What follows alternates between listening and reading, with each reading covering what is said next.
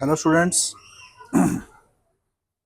so let us start a quick revision of this MCQs that we are going to solve today. ठीक है, तो इससे related कुछ formulas हैं वो हम डिस्कस करेंगे अभी. That is starting from the torque. Torque is given by NIAB sin theta, or it can also written as tau equals to m cross b. Okay, where m is the magnetic moment and b is the magnetic field. So here you can see tau is the torque which is acting on a moving coil. I is the current flowing in the coil. A is the area of current carrying loop.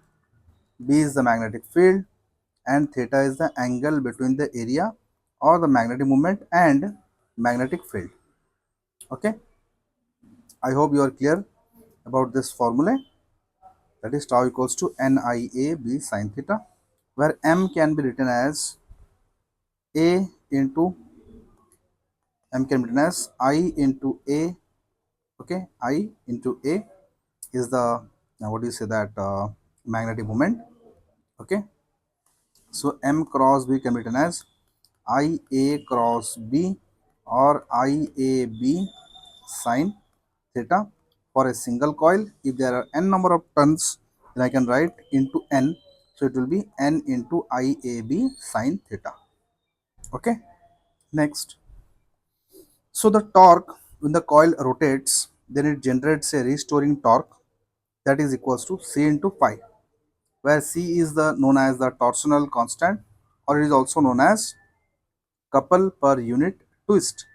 Okay, whereas phi is known as the twisting angle for spring, or it is also known as the deflection of the pointer. Okay, next, this restoring torque can be written as NIAB sin theta, that must be equals to C into phi, where I can write this I equals to C phi by NAB sin theta. Okay, if the magnetic field used is a radial one, then here the sin theta will be equals to 1, because the angle between the area loop, this area loop, and this magnetic field will be 90 degree. So sin theta is going to be 1. Okay, so from here we can see that each and every uh, except this phi, all the components, all the parameters are constant. So phi, the current I will be depending on the phi, that is the deflecting angle or the angle of twist. Okay, so here we can see that more current, if there is more current, there will be more deflection. Okay, so moving to the next, that is sensitivity of galvanometer. Sensitivity of galvanometer is represented by phi by I. Okay, so we know that NIAB can be written as C into phi, because previously we are writing NIAB sin theta. Okay, this is the formula for torque, which is written as C into phi, but we know that sin theta equals to 1, because the angle between A and B is 90 degree. So I can write NIAB equals to C into phi, or I can write phi by I equals to NAB divided by C. Okay, the same thing is written here, whereas phi by I is known as current sensitivity. Similarly, we can find voltage sensitivity. V is given by I into R. Okay, and V can be written as, what is I?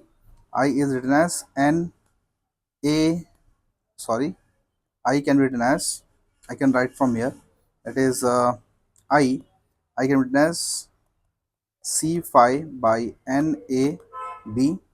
Okay, so I can put the value here, the value of I into, this is the value of I into R, or I can write phi by V. Okay, phi by V equals to NAB by C into R. Okay, this equation. So this is all about the formulas related to the galvanometer, that is moving coil galvanometer. So next we'll try some questions. Question number 123, just have a look on this. The moving coil sensitivity galvanometer gives at once much more deflection. To control its speed of deflection, These are the options. We have to choose the correct options. So according to the question, if you want to control the speed of the deflection, then we must use a magnet should be placed near the coil so that damping will be there. Okay, damping means this magnetic field, this magnet will produce a magnetic field which in turns will oppose the coil. Okay, so that the speed of the coil will decrease. Understood?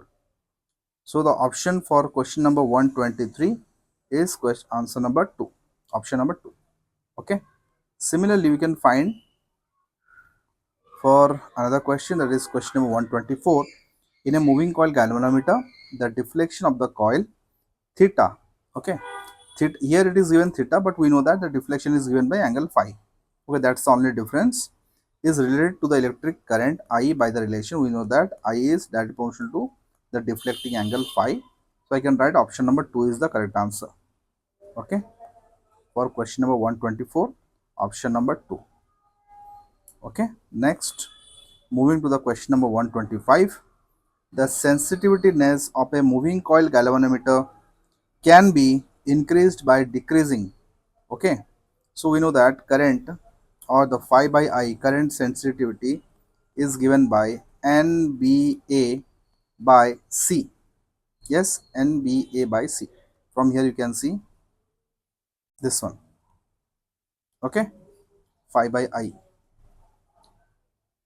So phi by I, I'm writing here, phi by I equals to NAB by C, where C is the torsional constant or couple per twist. Okay, it is given that the sensitiveness of a moving coil galvanometer can be increased. Sensitiveness means phi by I ratio is known as the sensitiveness S. Okay, how we can increase this? If it is given by NAB by C, if we decrease the denominator part, that is couple per twist can be decreased so that the sensitiveness can be increased. So option is option number 4. Okay, I hope you got this. Option number 4 is the answer. So next, moving to the question number 126. Two galvanometers A and B required 3 milliampere and 5 milliampere respectively to produce the same deflection of 10 divisions. Okay, to produce the same deflection of 10 division.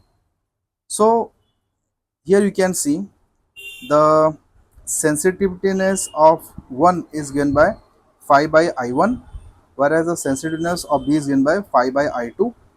Then SA, that is sensitiveness of A, is given by 10 by the current. Similarly, SB is given by the deflection by the current. So from this two, we can compare it that sensitiveness of one A is greater than sensitiveness of B. Okay, so for question 126, A is the answer, or option number 1 is the answer. A is more sensitive than B. Is that clear? So moving to the next question, question number 127. A galvanometer can be converted into an ammeter by connecting. So we have already read this. So if you want to convert a galvanometer, so you want, if, then you want, then you need to connect a resistance or a low resistance in parallel to the galvanometer. Okay, so low resistance in parallel. Option number 3, low resistance in parallel. Okay, if you want to convert it to, so this is the galvanometer. So if you want to convert this galvanometer into ammeter, then you have to connect a shunt resistance in parallel to the galvanometer. Okay, option number 3 is the answer. I hope you know these things. Okay, so moving to the next question, that is question number 128. So a galvanometer of 100 ohm resistance gives full scale deflection when 10 milliampere of current is passed. To convert it into 10 ampere range ammeter, the resistance of the shunt required is. So here it is given that the current through the galvanometer is 10 milliampere and the resistance of the galvanometer is 100 ohm. So from the equation, that is, this is the original circuit, this is the shunt resistance, here current is Ig, so here current is I, So here the rest of the current will flow through this, that is I minus Ig. Okay, so this Ig current into G, this resistance, okay, the potential difference across these 2 points must be equals to the potential difference across this resistance. Okay, so I can write here I minus Ig equals to Ig into capital G divided by R shunt. So from this we can calculate the shunt resistance value is 0.1 ohm. Okay, option number 3 is the answer. I hope you got this. So moving to the next question. Question number 129. A voltmeter has a resistance of G ohm and range V volts. So the value of resistance used in series to convert it into a voltmeter of range NV volts is.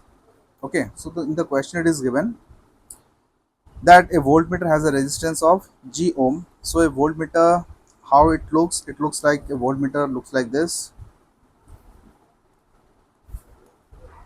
Okay, this is a voltmeter, this is the series resistance, and this value is very high, it is very high resistance. Okay, this is connected to the main circuit, this is the connected to the main circuit.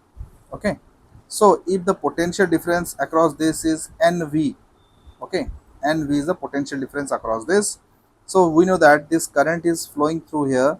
Okay, this current flowing is total current is I. Okay, if total current is I flowing here, then the same current is going to flow through this, through the galvanometer. Okay, so I can write NV equals to Ig into Rs plus G. So Ig is given by V by G, or NV equals to V by G into Rs plus G, or Rs equals to Ng minus G, or Rs equals to G into N minus 1. Okay, I hope you got this. So this is the series resistance, this is the galvanometer, this is the voltmeter which is connected to the resistor. Suppose this is a resistor. Okay, so here the series resistor is connected to the galvanometer. Here the main current I is flowing. Okay, so this is the galvanometer current Ig. Here I minus Ig current will flow, and this Ig which is flowing through the galvanometer is very less due to the high resistance value connected in series with the galvanometer. Understood? So from the circuit we can find what is the value of Rs. So I hope you have understood this. Question 129, the answer is option number 2. Moving to the next question, that is question number 131. A moving coil galvanometer has 48 turns and area of coil is this much. If the magnetic field is 0.2 Tesla, then to increase the current sensitivity by 25% without changing area and field, the number of turns should become. So we know that sensitivity is given by phi by I, or I can write the value of I is C into phi divided by N1 B into A. Similarly, I can write the sensitivity, that is the second sensitivity for the what do you say, that if I increase the sensitivity by 25%, then the number of turns will also change. It is given by N2 into B into A divided by C. Okay. Now from the given data it is saying that S2 is the sensitivity now increased by 25%. So S2 will be S1 plus 25 by 100 into S1. Okay, so it is increased by 25%. So S2 will be 125 by 100 into S1. So I can take the ratio of S2 by S1, that is given by N2B by N2BA by C into C by N1B into A. Here BA get cancelled out. Why? Because it has not changed. Okay, C also get cancelled out. Is a torsional constant. So I will get the ratio of N2 by N1. So by solving it, I get N2 equals to 60 tons. So answer is option number 3. So I hope you have understood this. For 131, option 3 is the answer. So moving to the next question, that is question number 132. Just have a look on this. A moving coil galvanometer is converted into an ammeter reading up to 0.3 ampere by connecting a shunt of resistance 4R across it and into an ammeter reading up to 0.06 ampere when a shunt of resistance R is connected across it. What is the maximum current which can be sent through this galvanometer if no shunt is used. Okay, so according to the question, so this is the main equation for an ammeter. So this is the ammeter, how it looks. Okay, this is the shunt resistance. So total current I is given by Ig into 1 plus Rg by Rsh, which is the Rg is the galvanometer resistance, Rsh is the shunt resistance. So it is given that when I1 equals to 0.03 ampere, shunt resistance is 4R. When I2 equals to 0.06 ampere, shunt resistance is R. So if I take two equations and if I divide both the equations, then I get Ig equals to 0.02 ampere. Okay, so answer is going to be 0.02 ampere. I hope you got this answer. So moving to the next question. Question number 133, just have a look on this. An ammeter of 5 ohm resistance can read 5 milliampere. If it is to be used to read 100 volt, how much resistance is to be connected in series? Okay, so this is an ammeter. Ammeter, you know what is the ammeter? Ammeter, it looks like this. This is the galvanometer. This is the shunt resistance. Okay, so this ammeter of 5 ohm resistance, okay, can read 5 milliampere. If it is to be used to read 100 volt, then how much resistance is to be connected in series? So initial the current through the ammeter is 5 into 10 to the minus 3 ampere and resistance is given 5 ohm. So if I want to take the reading in terms of volt, that is 100 volt is given by this IA into RS plus RA, where RS is the series resistance which is to be connected. Okay, this is the galvanometer, this is the shunt resistance, and this is the shunt resistance, and this is the series resistance which is connected in series with the galvanometer. Okay, now this potential difference, this potential difference, I want to measure this potential difference to how much? To 100 volt. Okay, so by solving this, I get that series resistance must be equals to 199,199,995 ohm. Okay, option number 4 is the answer. I hope you got this. So moving to the next question, that is question number 134. Just have a look. When a 12 ohm resistor is connected with a moving coil galvanometer, then its deflection reduces from 50 division to 10 division. The resistance of the galvanometer is, so it is saying that initially the current was I1. Okay, so at that time the deflection was showing 50 ohm, sorry 50 division, and when the current is I2, it shows 10 division. So if I take the ratio becomes 5, or I can write I1 equals to 5 times of I2. Here I2 is the initial current through the galvanometer when there is no resistor connected, and I2 is the current through the galvanometer. Okay, then I1 equals to I2 plus ISH. Then I can write, in place of I1 I can write 5I2. Okay, so 5I2 equals to I2 plus ISH. So ISH means the shunt resistance current will be equals to 4 times of I2. So I can write the equation, that is I2 into Rg equals to ISH into RSH. Okay, it is very simple. It is given through the formula only. If you know to draw the circuit, okay, this is the main circuit galvanometer, this is the resistance R, shunt resistance, this is the main circuit. If you know how to draw the circuit, then the formulas will be very much easy and you can easily calculate the answer. Is that clear? Okay, fine. So it is asking the resistance of the galvanometer, so it will be ISH into RSH. Okay, so the answer is 48 ohm, option number 3. So moving to the next question, that is question number 135.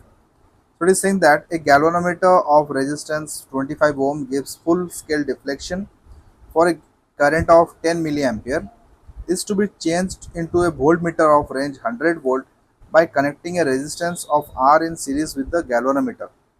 The value of the resistance R in ohm.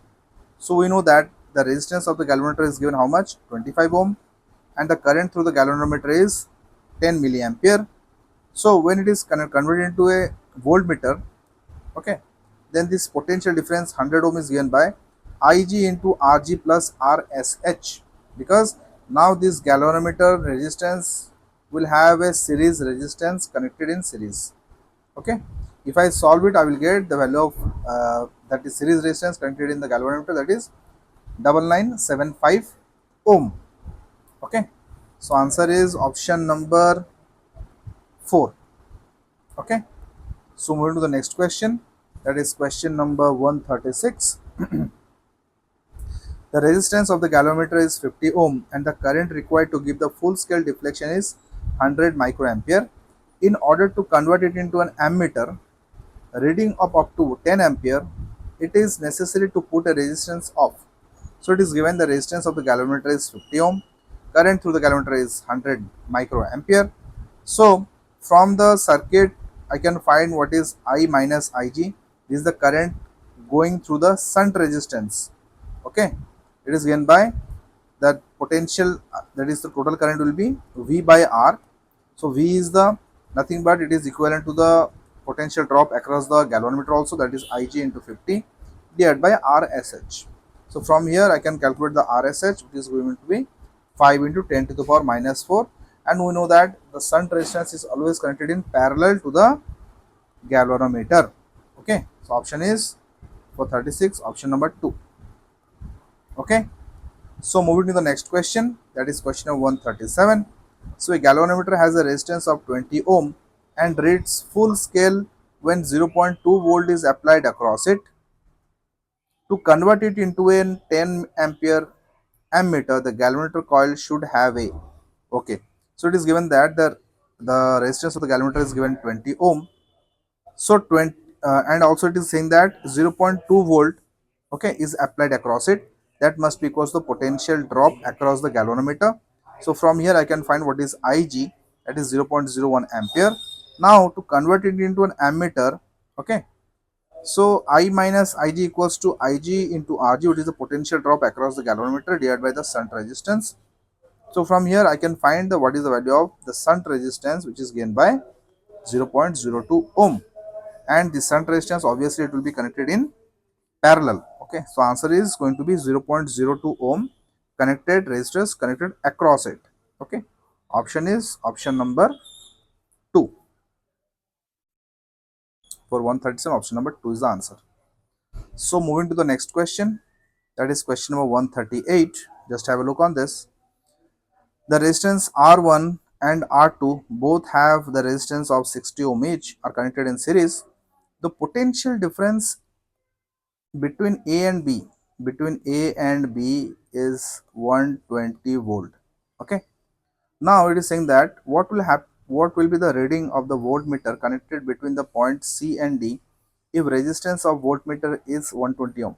So this voltmeter is connected in parallel, it is having a resistance of 120 ohm.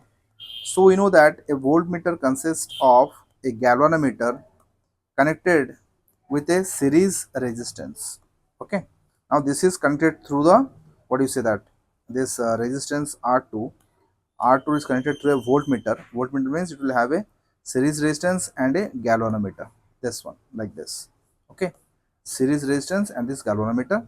Now we can take the R equivalent of this what do you say, that this voltmeter total resistance, that is given 120 ohm, and we know that R2 resistance is given by 60 ohm. I will take the R equivalent, that is 40 ohm. Okay, then I will use the KVL to find that what is the current in the circuit, that is VAB minus I into 60. This is the KVL I have used, this is the V. So V minus, here the current flowing is I. Okay, so this is the KVL, in the loop I have taken the KVL. So from here I got I equals to 1.2 ampere. Okay, and also we know that Ig into Rg, that is potential drop across the galvanometer. Okay, across the galvanometer, that must be equals to I minus Ig into R2. Understood? I minus Ig into R2, because here the current will be, look, here the current is I flowing, and here the current will be Ig, and here in the R2 the current will be I minus Ig. Okay, and both the potential will be same. Okay, so by equating it, I got Ig equals to 72 by 80. Now the V is the potential drop across this potential, across this voltmeter, and it is similar, it is equivalent to Ig into Rg.